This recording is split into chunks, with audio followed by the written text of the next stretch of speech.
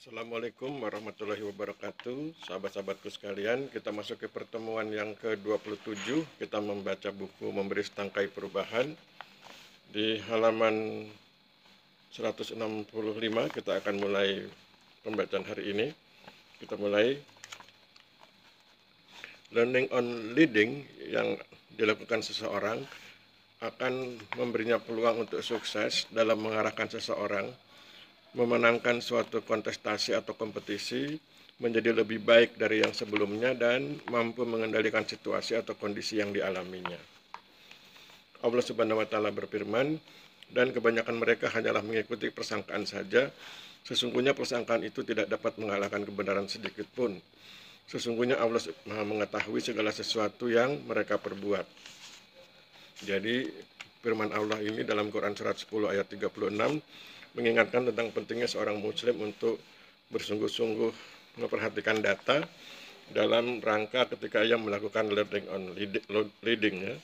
Jadi belajar saat memimpin, maka ia harus memperhatikan data agar ia tidak hidup dalam persangkaan dan tidak mengambil keputusan berdasarkan persangkaan, tetapi harus berdasarkan data. Berbagai keuntungan yang diperoleh oleh seorang manusia yang mempraktekkan learning on leading akan memudahkannya memainkan peran sebagai pertama, mujahidin, yaitu seorang pejuang atau pembela Islam atau kebenaran. Kedua, uswatun hasanah, yaitu orang yang mampu menjadi teladan yang baik. Ketiga, asabikunal awalun, yaitu seorang pionir atau orang pertama yang mampu melakukan kebajikan tertentu. Keempat, sirojan muniran, yaitu seorang yang mampu menjadi pencerah atau pemberi pengetahuan bagi yang membutuhkan. Seorang manusia yang mempraktekkan learning on leading berpotensi menjadi orang yang memulai upaya membangun atau mewujudkan garis batas yang baru atau pioneering new frontiers. Sebagaimana diketahui, pioneering berarti orang yang memulai upaya membangun atau mewujudkan sesuatu, sedangkan new frontiers berarti garis batas yang baru. Maka pioneering new frontiers berarti orang yang memulai upaya membangun atau mewujudkan garis batas yang baru. Seseorang berhasil membangun atau mewujudkan garis batas yang baru setelah ia berhasil melalui garis batas yang lama. Bila garis batas sebelumnya berisi seperangkat nilai-nilai yang selama ini telah dipraktekkan, maka garis batas yang baru berisi seperangkat nilai-nilai lama yang telah diperbarui, yang siap untuk dipraktekkan. Bagi seorang muslim, garis batas yang baru berisi seperangkat nilai-nilai kebaikan yang telah dipraktekkan sebelumnya, yang kemudian diperbarui dan ditingkatkan kualitas kebaikannya agar siap dipraktekkan dalam situasi dan kondisi yang semakin dinamis, yang kesemuanya berada dalam koridor akidah, ibadah, muamalah, adab, dan akhlak. Allah Subhanahu wa Ta'ala berfirman, bersegeralah kamu kepada ampunan dari Tuhanmu Allah, dan ketahuilah tentang adanya surga yang luasnya seluas langit dan bumi, yang disediakan bagi orang-orang yang bertakwa, yaitu orang-orang yang menafkahkan hartanya pada waktu lapang dan pada waktu sempit, dan orang-orang yang menahan amarahnya, serta memaafkan kesalahan orang lain. Allah menyukai orang-orang yang berbuat kebaikan. Quran surat 3 ayat 133 sampai dengan 134.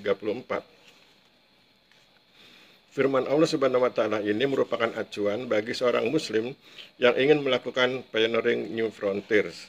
Ia harus meningkatkan ketakwaan dari kualitas sebelumnya, batas lama, menuju kualitas baru atau batas baru yang lebih tinggi. Hal ini berarti ia wajib meningkatkan tindakan menafkahkan harta, menahan amarah, dan memaafkan kesalahan orang lain. Tepatnya, pertama, seorang muslim yang ingin melakukan pioneering new frontiers wajib meningkatkan tindakan menafkahkan harta di jalan Allah Subhanahu wa Ta'ala. Menafkahkan harta berarti mengeluarkan sebagian harta yang dimiliki untuk diberikan kepada orang lain atau organisasi tertentu agar dapat dimanfaatkan oleh orang atau organisasi tersebut di jalan Allah Subhanahu wa Ta'ala. Ia perlu berhati-hati menafkahkan harta, jangan sampai harta yang ia nafkahkan dimanfaatkan oleh orang atau organisasi yang menerima harta tersebut untuk berbuat keburukan. Ia juga perlu berhati-hati agar orang atau organisasi yang menerima harta tersebut tidak keracunan, di mana orang atau organisasi tersebut menjadi sangat bergantung pada pemberian harta dari orang yang menafkahkan harta. Jadi pengertian kata keracunan itu pengertian simbolik ya, artinya keracunan kebaikan. Jadi orang menjadi tergantung pada kebaikan yang diberikan. Kedua, seorang muslim yang ingin melakukan pioneering new frontiers wajib meningkatkan tindakan menahan amarah. Upaya ini bukan berarti ia tidak boleh marah, melainkan ia hanya marah dengan dosis terukur, ketat, dan tepat untuk hal-hal yang penting, yaitu hal-hal yang berkaitan dengan akidah, ibadah, muamalah, adab, dan akhlak. Ketiga, seorang muslim yang ingin melakukan pioneering new frontiers wajib meningkatkan tindakan memaafkan kesalahan orang lain dengan catatan maaf yang diberikan tidak mengakibatkan orang yang diberi maaf menjadi orang yang gemar mengabaikan kebenaran, mengabaikan kebaikan, dan mengabaikan keindahan. Dengan kata lain, harus dicegah adanya orang-orang yang gemar berbuat kesalahan, keburukan, dan kemaksiatan karena mereka merasa bahwa kesalahan, keburukan, dan kemaksiatannya akan dengan mudah dimaafkan. Dengan demikian, seorang muslim yang ingin menjadi pioneering new frontiers wajib meningkatkan ketakwaannya dengan meningkatkan tindakannya dalam menafkahkan harta, menahan amarah, dan memaafkan kesalahan orang lain secara proporsional dalam koridor akidah, ibadah, muamalah, adab, dan akhlak. Seorang muslim yang ingin melakukan pioneering new frontiers juga harus meningkatkan ketakwaan dari kualitas sebelumnya, batas lama, menuju kualitas baru, batas baru yang lebih tinggi. Saat itu ia mulai create the future atau menciptakan masa depan dengan mewujudkan suatu situasi dan kondisi yang baik bagi dirinya. Bagi seorang manusia yang cerdas, masa depan bukanlah sekedar kehidupan di dunia. Masa depan juga bukan sekedar kehidupan di akhirat. Bagi manusia yang cerdas, masa depan adalah perjalanan kehidupan duniawi yang berkualitas menuju kehidupan akhirat yang berkualitas. Untuk itu, ia wajib mengenal penguasa dunia dan akhirat, yaitu Allah Subhanahu wa Ta'ala. Oleh karena itu, ia tidak sembarangan bertuhan. Ia hanya bersedia mempertuhankan Tuhan yang sebenarnya. Ia tidak akan terkecoh pada Tuhan-Tuhan palsu yang diciptakan manusia.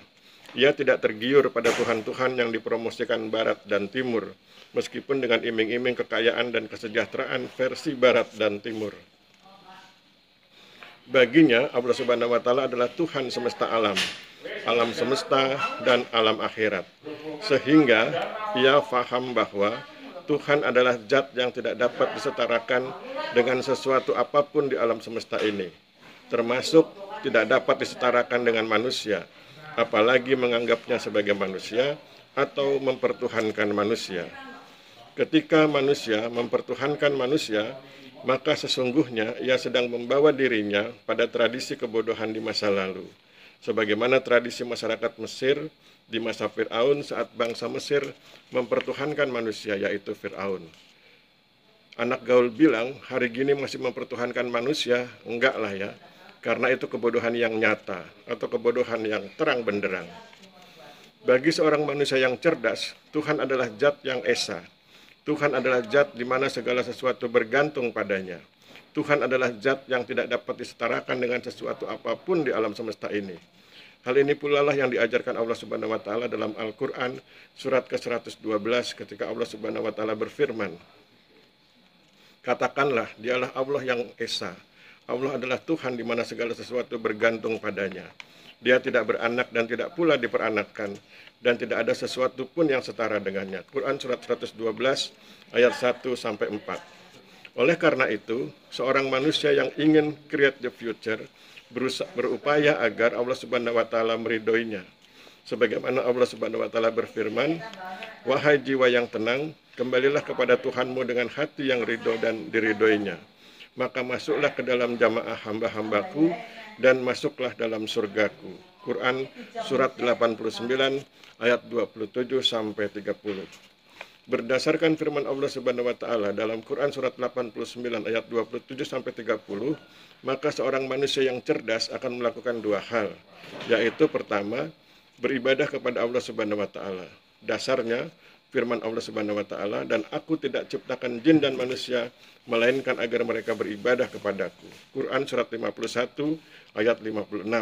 Kedua, memberi kontribusi optimal bagi lingkungannya dalam koridor beribadah kepada Allah Subhanahu wa taala.